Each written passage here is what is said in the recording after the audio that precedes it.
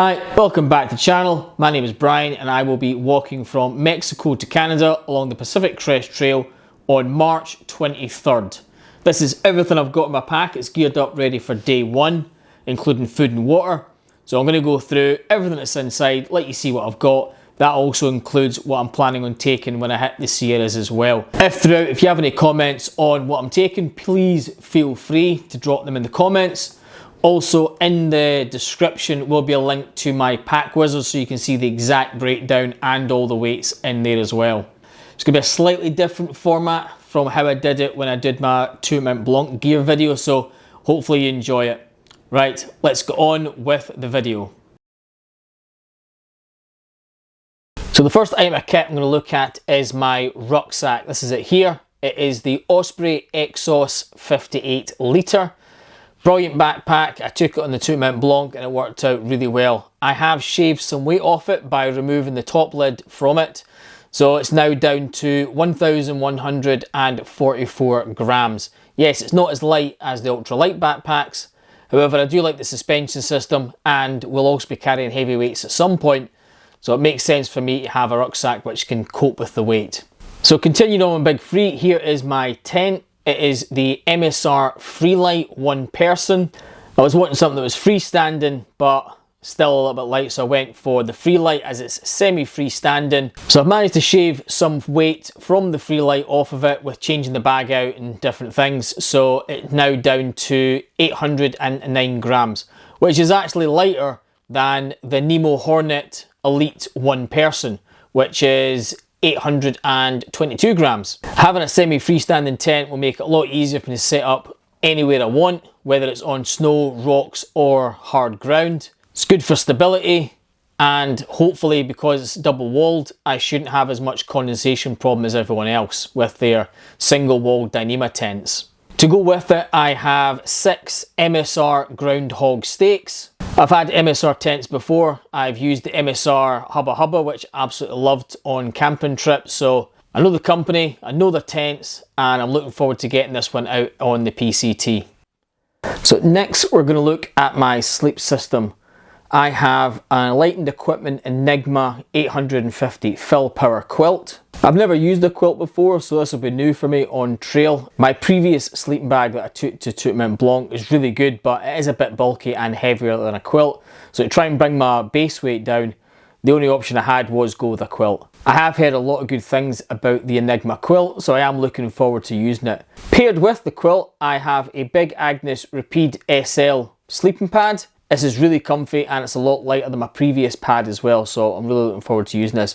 It also has raised sides, so as a side sleeper, it should keep me in the middle and it should be a lot more comfortable than my previous pad that I had. I also have the Enlightened Equipment Cloud 9 pillow. This did come free with my quilt and it's a lot lighter than my previous pillow, so I'm looking forward to using this on the trail. I also have a Gossamer Gear 1-inch foam pad. I'm taking this to protect my Big Agnes Rapide. The idea is put that underneath and it should protect me from anything sharp coming through. It's not going to be great for on trail. The last thing I want is my sleeping pad to get punctured out on trail, so this should protect me from that. I can use this as a sitting pad or I can bring it out during the afternoon when I'm going to have a nice wee siesta, so it's got quite a few good functions.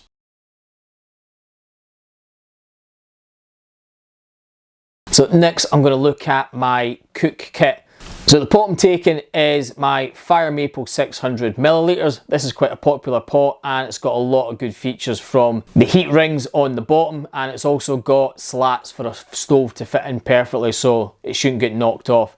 This will make it a little bit better for fuel consumption, and paired with it I have the MSR Pocket Rocket 2, which is generally considered really good with fuel consumption. So the two of them combined should mean my fuel canister should last quite a long time when I'm out on trail. I also have the Totes Titanium long-handled spork that's going with me as well. And I also have a collapsible Sea to Summit mug. I'm going to take it out there for if I'm having any hot drinks, cold drinks, whatever I need. It's quite handy out there. Since the Pocket Rocket 2 doesn't have a piezo igniter, I'm taking a portable piezo igniter with me. I am also taking a small Bic lighter in reserve just in case. I'm also taking a small valve that I can use to transfer gas from an old bottle to a new bottle. So if I'm out on trail and I do come across any half-filled gas cans, I can use this valve to transfer the gas from them to the one I'm carrying. It should be able to prolong my gas when I'm out on trail. And last but not least, I have my Hilltop Packs food bag as well. I've went for the large. I'm presuming that at some point I may have to carry more than 3 days worth of food, so this can carry anything up to 5 or 6 days worth of food depending on what you're putting it. Also within the food bag, I have a smaller net bag inside with some string that I can use to hang my bag if I need to.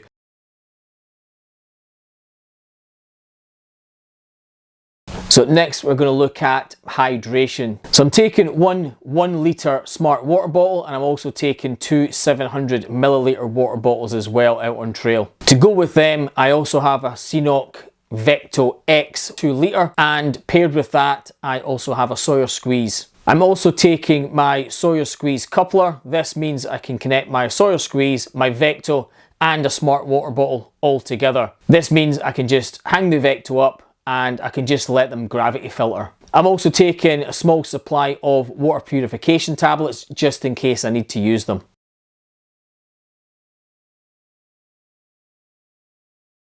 So next we're going to look at my hygiene kit.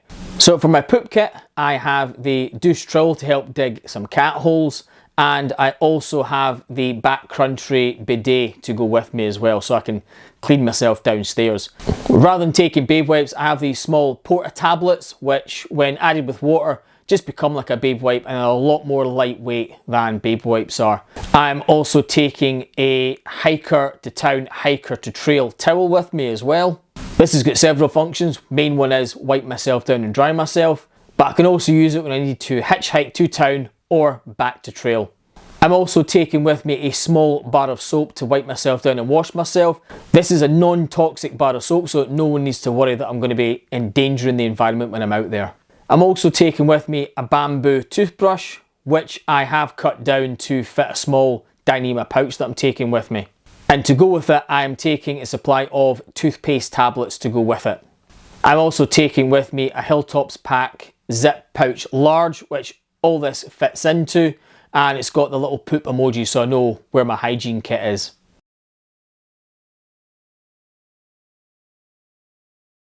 So next we're going to look at my electronics. I've separated this all into different categories. The first category we're going to look at is my camera gear. To document my journeys, I'm going to be using the GoPro Hero 10. I've had this for a number of years and it works really well for me, so I'm going to take this out on trail. I'm also going to be taking 2 batteries with it as well, and I'm also going to be taking a portable battery charger for the batteries. I also have a small portable camera light that I'm taking with me. This will fit onto my tripod that I'm also taking as well. What I found when I was on the Tourmaline Blanc is my face was in shadows quite a lot, so taking this portable light gives me that option to illuminate my face, making the video quality a little bit better. Also, when I move into lower light areas, especially at dusk, I can put this light on and it should improve the picture quality for everyone watching. And as I said, I'm also taking a portable tripod with me. Yes, it's a little bit heavier than the small one that the GoPro comes with, but it gives me a bit more flexibility when it comes to filming. Next, we're going to look at how I'm going to charge all my various different electronics. Now, I do have a Anker 10,000 milliamp power bank. I'm taking 2 of them with me. They're a little bit heavier than most power banks that are out there. However, they are fast charge. Unlike a Nitecore 10,000, this does not take 4 hours to charge up. You're looking at anywhere from 35 to 45 minutes to charge one of these up. Means I can spend a little less time in town and more time on the trail. However, because they're also fast charge, I can use a solar panel to charge them up when I'm out on trail. So I'm taking with me the Decathlon solar panels.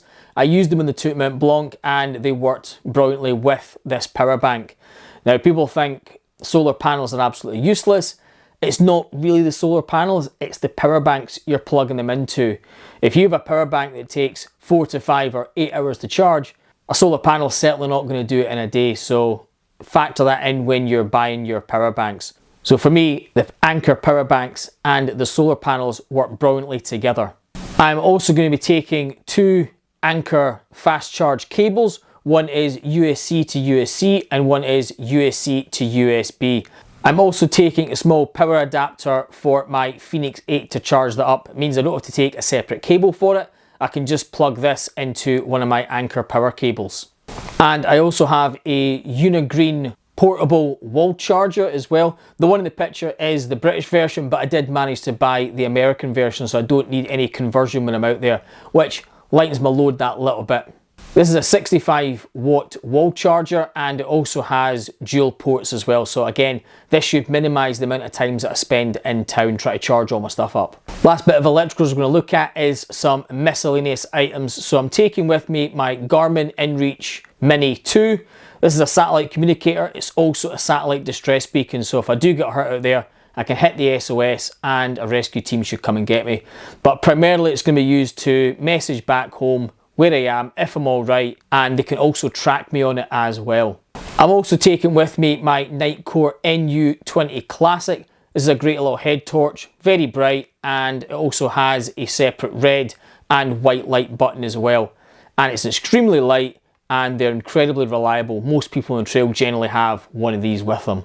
I also have a small Anchor card reader with me. This can plug directly into my phone and I can transfer data onto my phone for video editing. I also have with me a 2 terabyte hard drive for transferring information onto that, just to save it when I'm out on trail. And to go with my GoPros, I have a series of small micro SD cards with various sizes on them. But once I've filmed on the GoPro, I'm generally going to be transferring this information onto my phone, and then I'm going to transfer it to my 2 terabyte hard drive. And last but not least, I have another Hilltops Pack large zip pouch. This is acting as my diddy bag for all my electronics to stay nice and safe in my backpack.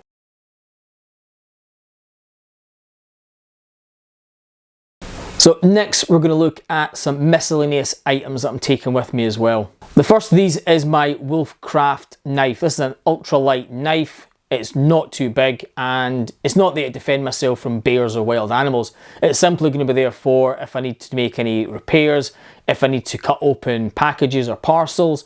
It's also there to cut any food or food packages that I have when I'm out on trail. I'm also going to take with me a Tyvek's ground sheet. I can use this for cowboy camping. However, I have also added these little metal loops to it. This means I can actually set up my MSR Freelight outer first, so if there's a massive storm, huge downpour, I can use this Tyvek's to set it all up in an emergency, get in and stay nice and dry when I start setting up the inner. I won't be doing this all the time because I don't think the Tyvek's will last that long if I'm doing it all the time, so it's simply there as an emergency. But if I do want to cowboy camp when I'm out there, then the Tyvek's will come in very handy for that. I also have a set of Lecky trekking poles. I've used these for quite a number of years, and I have used trekking poles for a long time now. Hiking poles are an absolute must, especially when you're carrying these heavy weight over undulating terrains. They're really good for stabilising yourself, and they're also good for transferring the weight from your body when you've got your heavy rucksack on. It also means you can use an unused muscle group, i.e. your arms, to help propel you up and downhill. I also have a smidge head net that I'm taking with me. This primarily was used in Oregon when I hit more buggy areas. Now, if the bugs out there are anything like the Scottish midges, and our Scottish midges are simply sent from hell, this head net should protect me from anything that I face when I'm out there in Oregon or Washington State. I'm also taking a small Hilltops Pack zip pouch for my med kit. There's various things in there. I've not went crazy. I am a army team medic, so first aid is very important to me, but I also know that weight's very important, so I've not packed it full of absolute crazy stuff. So there's only a few plasters in it, some pills, and I also have some spare KT tape for my knees just in case I need it. I also have a small pair of scissors and a set of tweezers within my med kit as well. I'm also taking with me 2 Nylaflume bags. One is going to be a pack liner for predominantly everything in my rucksack. The other one is going to be a pack liner to protect my sleeping system. So if the outer gets damaged, my sleep system should still be protected. They're not massively heavy, so it's not making a huge impact on my weight. But if I'm doing river crossings, or if it starts R-ing from the heavens, then this should protect my sleep system at least. I also have 3 Dyneema bags that I'm taking with me of various sizes. One will be where my tent is located, and the other 2 is for my puffy jacket, and the last one is for any miscellaneous warm items like my gloves, my beanie hat, or my snood. Also have another medium-sized Dyneema roll top bag. This will be used primarily as a rubbish bag. This means I can dump all my rubbish in it. Rather than wasting a Ziploc bag and throwing it in the bin, I can empty this out and I can simply just rinse it out and continue to use it all the way to the end.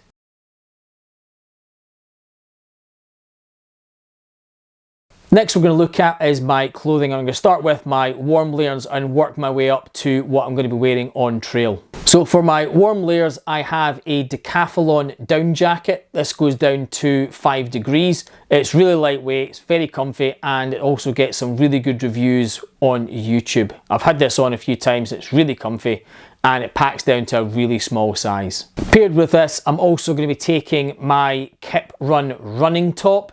This is very lightweight and it's predominantly going to be used for those areas where it's not too cold but it's not too hot. So it's that kind of middle area where, especially if it's high winds, I can throw this on and it gives me that nice little layer to protect myself from the wind. For my wet kit, I'm taking a Frog Tog suit. So I've got the top and the bottoms. They're extremely lightweight, but they aren't the most robust out there, but hopefully I don't have them on too much. If they do get damaged, I do have repair tape on my trekking poles that I can use to fix any damage when I'm out there.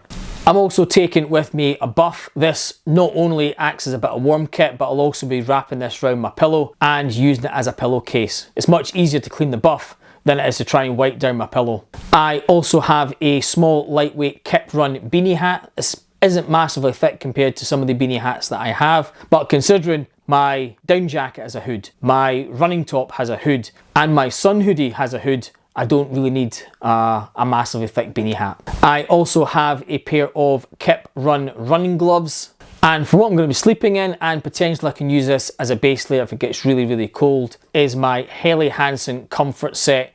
So I've got the bottom and top. These are very thin, very lightweight, and extremely comfortable. So now let's look at what I'm going to be actually wearing on trail. So we'll start from my feet and work my way up. So I'm going to be wearing my X Ultra 5s. These are the trail runner version. I've used the X Ultra Mid 4 before and I found them really comfy on the Tout Mont Blanc. The 5s have been upgraded a little bit, so they're a little bit more robust. They are extremely comfy and I've also added insoles into them as well. So hopefully they should last all the way to Kennedy Meadows South. For socks, I've went for the Njinji toe socks. I used them on Tout Mont Blanc and found them really good. No blisters with them, so I'm hoping for the same here. I'll be taking 2 pairs of these sports boxer shorts that I've got from Decathlon. I used them in Tout Mont Blanc and there was no chafing or any problems when I wore them out there. Because they're a very lightweight material, they can wash easy and they can dry very fast. Paired with my boots and my socks, I'm also taking a pair of Dirty Girl gaiters with me to help protect me from any dirt or grit that can potentially get into my feet and cause blisters when I'm out on trail. Next, I'm taking with me a pair of hiking trousers slash shorts from Decathlon. Again, I used these in Tout Mont Blanc and they were in shorts form most of the time when I was out there. Very comfy, but if it does get a bit cold or a bit breezy, then I can put the bottom half on and put them back to hiking trousers. By the time I hit the Sierras in May, I'll more than likely be using them mostly as hiking trousers rather than shorts. On my top, I have a Rabs sun hoodie. Again, trialled this out in Tout Mont Blanc, really comfy, and it blocks out the sun rays really well, and it's extremely lightweight and fast drying. And I also have a pair of Outdoor Research sun gloves just to protect my hands from the sun's rays as well. And to top it all off, I have a North Face cap just to protect my head from the elements. Because this is such a long journey, I may end up changing a few items of clothing as I go. Primarily, once I hit Kennedy Meadows North and start moving it North Cal, I'm more than likely going to get rid of my hiking trousers and go straight to my hiking shorts that I'm taking with me. Again, these are from Decathlon. They're really comfy. I've used them out in the Scottish Munros in the summer. As much as I love my sun hoodie, I'm more than likely going to swap it out once I hit the Bridge of the Gods, as it's my last 500 miles and I'm raising money for Combat Stress. I'm taking a Combat Stress t-shirt with me and I'll swap to that once I hit the Bridge of the Gods, and I'll wear that all the way to the end to the border of Canada.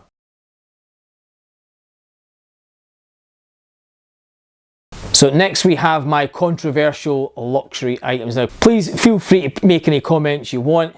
All information is valued here. However, for definite, I am taking the Flex Tail Zero pump with me. I can't think of anything worse than getting to camp and try to inflate my sleeping pad. So the Flex Tail pump is going to come in really handy for that. It just makes my life that little bit easier. And it's extremely lightweight, so it's really not making a difference to my base weight. The big controversial item is going to be my Hillinox Chair Zero. Now, I've tried to get my pack weight down to a decent weight to justify taking this with me. I feel I'm there. I have also reduced the weight of this chair by not taking the bag with me. I'm just taking the chair itself. I don't need the bag for it. It's very comfy, especially for someone my size. I think if you're a lot taller, it may not be as comfy for you.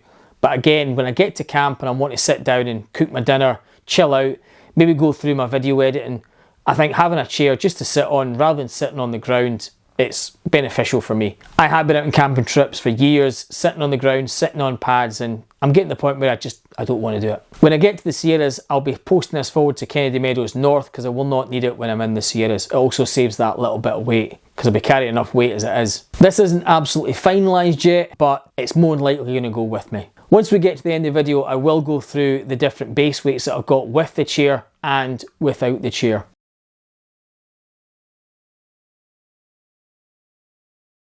Last but not least, what I'm planning on taking with me when I go into the Sierras.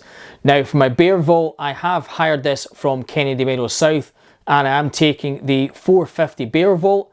Now yes, I know most people take the 500. I don't plan on doing a 7-day food carry. I'm going to try and do everything in 5-day blocks. So having the 450 makes a lot more sense to me, especially when I'm going to be trying to move a little bit faster on trail.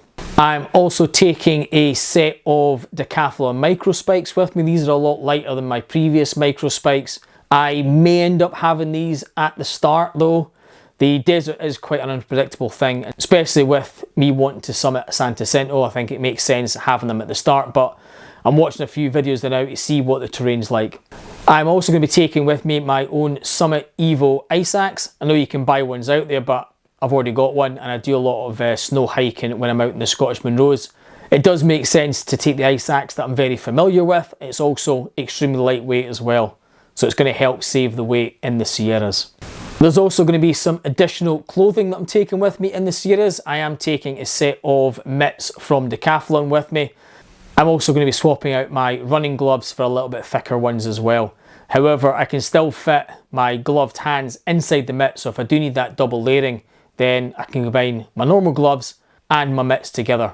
I will also be swapping out my footwear for my Salomon X Ultra Mids 4s. I've used these in the Tout Mont Blanc and they're still in very good condition, so they're more than likely going to get me through the Sierra section and all the way to Kennedy Meadows North. This also helps me save a little bit of money rather than having to buy a brand new set once I get to Kennedy Meadows South. I can just jump to my old pair, which is still in very good condition.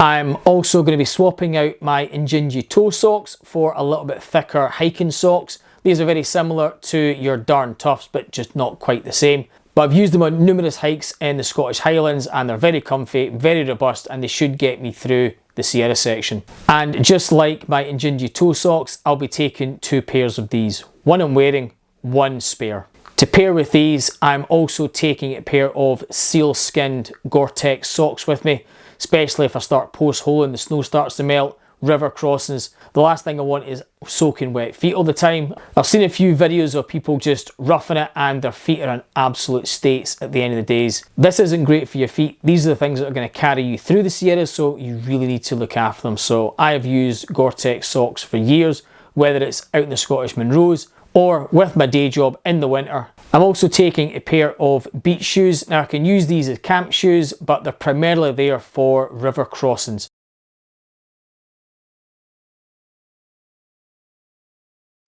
So what I'm going to show you now is the 3 different base weights that I have for my kit. Now the first base weight is everything I'm taking with me, including my Hillinox Chair Zero. So it's 17.13 pounds. This is definitely not ultralight. I'm not an ultralighter, but I'm still within the lightweight category. My Exos is very good at transferring the weight throughout my body, so it's not a massive strain on me.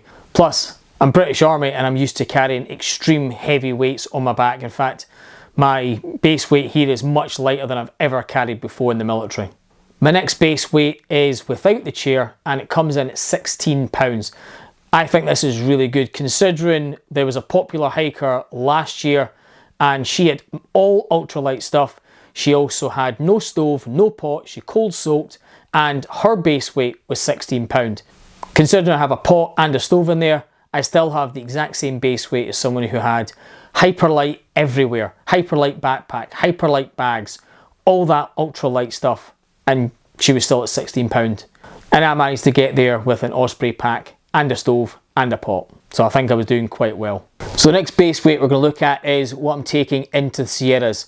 Now this weight comes in at 20.23 pounds, which isn't too bad considering I've got a bear vault in there, ice axe, gloves, mitts, all these extra things that I need for going into the Sierras. It's pushed me slightly out of the lightweight category, but not by much. Hopefully with this weight, I managed to make some decent miles when I'm in the Sierras. If you want a full breakdown of this, I also have a Sierra section within my pack wizard as well. The last weight we're going to look at is what my pack's going to weigh on day one as I start from the terminus, and that is 27.6 pounds. That's with 3.5 days worth of food and all my water bottles filled up as well. That's also including all my consumables as well. That is actually my base weight that I had when I did the Tourment Blanc before I started swapping everything out. If you are looking to find ways to lighten your kit, I'll put a link to my Project Light videos just up here. This is a series of videos where I'll go through all my kit and try to work out different ways to lighten the load.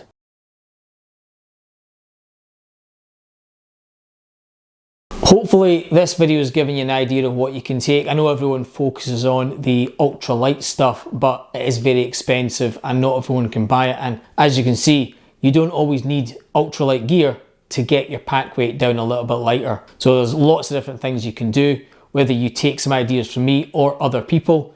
This is just what I'm taking. It works for me, and if there's anything in here you feel that works for you, feel free. I will also be doing daily vlogs. I'm out there, so please feel free to follow along on my journey. If you also want to help out combat stress, there is a link in the description. This takes you to the charity page. It's a great charity that deals with veterans that suffer from post-traumatic stress. So if you enjoyed this video, please like, share and subscribe, and I will see you out on the PCT.